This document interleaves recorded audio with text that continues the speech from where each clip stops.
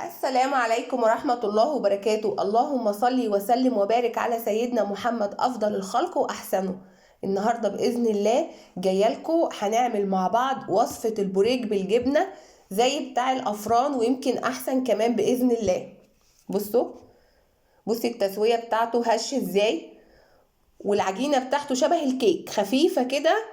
هي دي عجينة البوريك، لازم تكون خفيفة كده ومش مضغوطة. بصوا بتك عليها ازاي وطريه وهشه معاكي وتدوب في الاكل دوب كده. هفتح لك واحده، بصي بضغط لك عليها اهو، وبصي التسويه من فوق ومن تحت، والفراغات دي شبه الكيك بالظبط.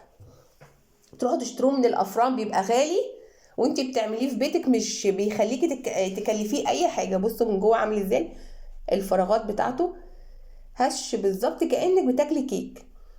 انا مش هفضل ابالغ، انتي هتعمليه بنفس طريقه نودي وانتي تحكمي عليه. يلا مع بعض نشوف مقاديره ونشوف خطواته، وحاجاته كلها سهله وموجوده في بيوتنا ان شاء الله. اول حاجه هنا معايا ان شاء الله 3 كوبايات دقيق بالتساوي، بما يعادل نص كيلو دقيق، بما يعادل 500 جرام دقيق. معايا هنا ربع كوبايه زيت عليها مكعبين زبده، ولو ما عندكيش مكعبين زبده حطي معلقه سمنه.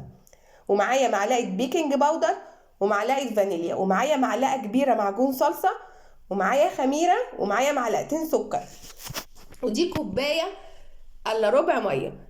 اول حاجه هعملها ان انا هحط الخميره بمعلقتين السكر واسيبهم يتفاعلوا مع بعض.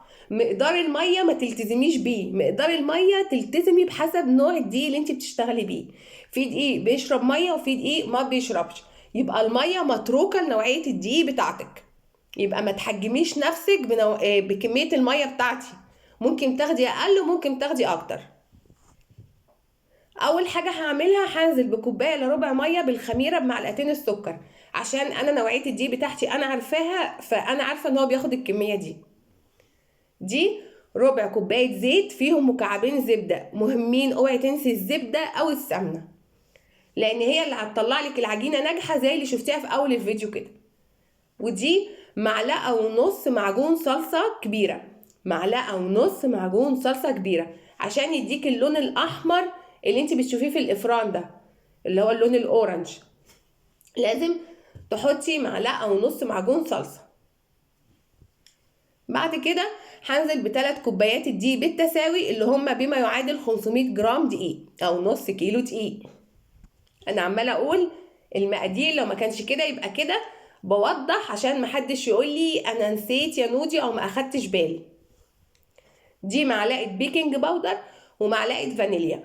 الفانيليا بتدي ريحه حلوه قوي للمخبوزات. بعد كده هحط كل ده واضربه في العجان. حبايب قلبي اللي ما عندهمش عجان مفيش اي مشكله، اشتغلي بايديكي. هنا بعد ما طلعت من العجان، بصي العجينه تلزق في الايد وبتطلع. اوعي تقولي لا ده بتلزق اظبطها بشويه دقيق، لا، هي دي العجينه انا عايزاها كده، الملمس اللي بيلزق ده، ما تحطيش عليها دقيق، هو كده تمام. والميه عشان تطلع معاكي مظبوطه بالشكل ده، انزلي بالميه بتاعتك تدريجي، ما تنزليش بالميه مره واحده، لان في دقيق بياخد ميه وفي دقيق ما بياخدش، فما تبوظيش الدقيق بتاعك. بصي بوريلك هنا العجينه ما شاء الله طريه ولينه ازاي، كل ده قبل ما تخمر لسه. بصي اهي، بضغط لك عليها كمان، بصي ما بتطلعش في ايدي، هي بتلزق بس ما بتطلع من ايدي، انا اسفه. هحطها بقى تخمر في البوله في الفرن وهو مقفول، وهوريها لك بعد ما تختمر. بصوا يا ما شاء الله تبارك الرحمن ولسه ما اختمرتش، ده دليل ان المقادير بتاعتك مظبوطه ان شاء الله. دي بعد ما اختمرت، بصي نزلت لك ايدي اهي كده تمام. هبتدي بقى افردها واقطعها بالقطاعه بتاعتي على العدد اللي انا عايزاه. هنا عملت معايا حوالي 38 قطعه، وممكن انت تكتري، يعني ممكن انت لو عايزه قطعه اكبر من كده قطعي انت على حسب اللي انت عايزاه، ممكن تقطعي انت 50 او 40 عادي، لان انت لسه هو كمان هيخمر كمان فحجمه هيتضاعف. هتشوفي كل حاجه معايا في الفيديو. بس لو وصلتوا لحد هنا في الفيديو تنسوش اللايك يا حبايبي والاشتراك وتفعيل الجرس علشان اي حاجه جديده انزلها توصل لكم مني باذن الله.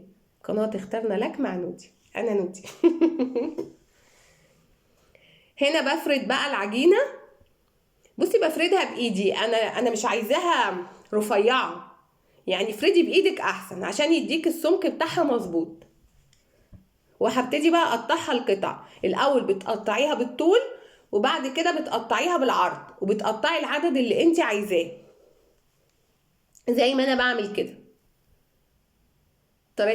طريقته بسيطه وسهله، وزي ما انتوا شفتوا المقادير كلها ان شاء الله باذن الله موجوده في كل بيوتنا، ومش مكلف ليكي ولاولادك، للفطار، للعشاء، جنب شاي بلبن، جنب قهوه، جنب نسكافيه، جنب اي حاجه ضيف يجيلك تقدمي له منه.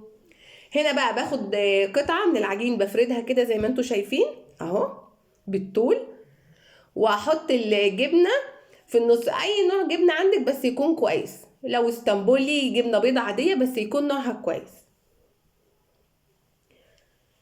بصي بقى وهبتدي اقفلها شبه القطايف كده، زي ما بتقفلي القطايف بتقفليها من النص وتضغطي عليها ضغطه بسيطه.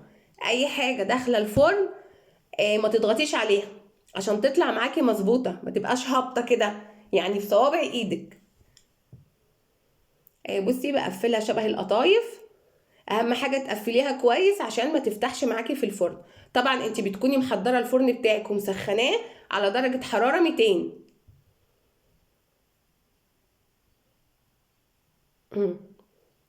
بصي اهو، ما تقوليش ده حجمها صغير، انا هوريكي حجمها بعد ما تخمر تاني. هنا بعد ما خلصت كل الصاج اللي انا هشتغل فيه هتغطيها وتسيبيها تختمر مره كمان اهي. دي بعد ما خمرت، كل ما بتختمر كل ما بتديكي النتيجه احسن.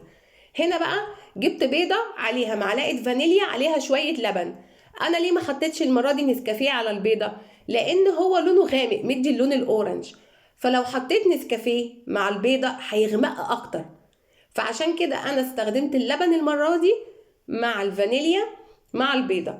وهدهن الوش كده، وبعد كده احط عليه حبه البركه، او انت لو عندك سمسم حطي، او لو ما عندكيش لا ده ولا ده سيبيها ساده، ما تكلفيش نفسك، الموجود في بيتك استخدميه. كل واحد بيعمل حسب الامكانيات والمتاح في بيته. اهم حاجه ومن كل حاجه ان الحاجه تطلع معاكي مظبوطه باذن الله. الزواق ده اخر حاجه يعني، وجد خير وبركه، مفيش برضو خير وبركه الحمد لله. هنا بقى هدخلها الفرن على درجه حراره 200 وهوريها لك بعد ما تطلع من الفرن ان شاء الله. بصوا بقى بعد ما طلعت من الفرن نفس اللون اللي انت بتشتريه من الافران. بصوا هشه وطريه والتسويه بتاعتها مظبوطه. بصوا تبارك الرحمن، من فوق ومن تحت التسويه ومن جوه كمان سخنه. انا مش عارفه امسكها، هجيب سكينه وهقطعها لان انا بجد مش عارفه امسكها، طالعه من الفرن سخنه. فهوريها لك من جوه. بصوا شبه عجينه الكيك بالظبط، هشه ازاي وخفيفه وتدوب في الاكل دوب معاكي. تجيبي بقى كوبايه الشاي بتاعتك، فنجان القهوه بتاعك، وتقعدي كده الصبح تفطري بيها او بعد العصر او العشاء اللي انت عايزاه. بصوا بضغط لك عليها طريه ازاي. هجيب يا ولاد بقى السبت بتاعي وارصها فيه اهو. بتشتري بقى انت شويه دول من الفرن بكام؟ 60 او 50 جنيه صح؟ وما بيكملوش اساسا كيلو. وليه وفي البيت ما كلفكيش حاجه. وده الشكل النهائي بعد ما حطيته. ده جزء من الكميه انا حطيت عشان التصوير، لكن هو طلع معايا 38 قطعه، يعني قولي بما يعادل انت هيطلع معاكي 40 قطعه. بالنص كيلو دقيق عملتي 40 قطعه. وبالهنا والشفا يا حبايبي. اللي يجرب بريك الجبنه بالافران زي بتاع الافران بطريقه نودي، متنسوش اللايك.